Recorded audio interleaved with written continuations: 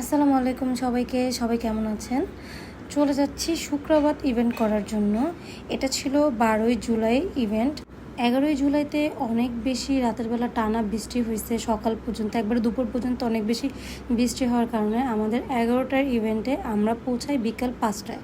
তো আমরা বের হয়ে গিয়েছিলাম 3টার দিকে, তারপর আমাদের 2 ঘন্টা লাগছে পৌঁছাইতে। এ হচ্ছে পান্থপথের রাস্তার অবস্থা। আমি তো ভাবছিলাম এইটুকুই পানি হবে, আমি বুঝতে পারিনি সামনে গেলে আরও ভয়ঙ্কর অবস্থা আছে। বাট এগুলো দেখতেছেন, এগুলো সব পান্থপথের যত ফার্নিচারের দোকান আছে সবগুলো ফার্নিচারের দোকান ডুবে গেছে। সবাই হচ্ছে পাইপ দিয়ে পানি ফেলতেছিল। আমার অনেক বেশি খারাপ লাগছে যে অনেক বড় বড় ফার্নিচারের দোকানগুলো ডুবে গেছে। এরপর আমরা পান্থপথের একটু দূর আগায় স্কয়ার হসপিটালের সামনে আমরা নেমে যাই। যাওয়ার পর আমরা কোনোভাবেই ক্লায়েন্টের বাসা পৌঁছাতে পারছিলাম না, কজ এখানে যে দেখতে পাচ্ছেন মানে হাঁটু পর্যন্ত পানি, আমাদের তো এগুলো দিয়ে যাওয়া পসিবল না কোনোভাবেই। এরপরে আমরা এই মামাকে হচ্ছে একটু ম্যানেজ করি কষ্ট করে, যে মামা আমাদেরকে একটু আগে দেন। তো এখান যতটুকু গলি দেখতে পাচ্ছেন এটুকু গলি আগানোর জন্য মামা আমাদের কাছ থেকে 150 টাকা নিয়েছে। যাই হোক, এটা আমাদের জন্য অনেক ব্লেসড যে আমরা একটা রিক্সা পাইছি। ফাইনালি আমরা পৌঁছে গেছি ক্লায়েন্টের বাসায়। অ্যান্ড আমার পাটাও একটু ভিজে গেছিলো, বাট আমরা একটু ভয়ও পাইছি, আবার একটু মজাও করছি।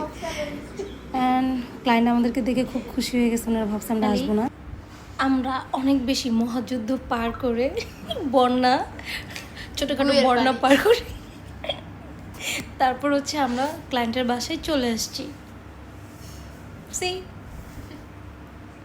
অ্যান্ড ভেবেছিলাম স্টার্টিং থেকে হচ্ছে আমি সবগুলো ভিডিও করতে পারবো, বাট একটুও করতে পারি নাই। কারণ হচ্ছে আপুদের বাসায় অনেক বেশি কারেন্ট চলে যাচ্ছিলো, বারবার কারেন্ট চলে যাচ্ছিলো, একটু পরপর কারেন্ট আসতেছে চলে যাচ্ছে, এরকম একটা অবস্থায়। তার মধ্যে আমি আমার ফোনে লাইট দিয়ে কাজ করতেছিলাম।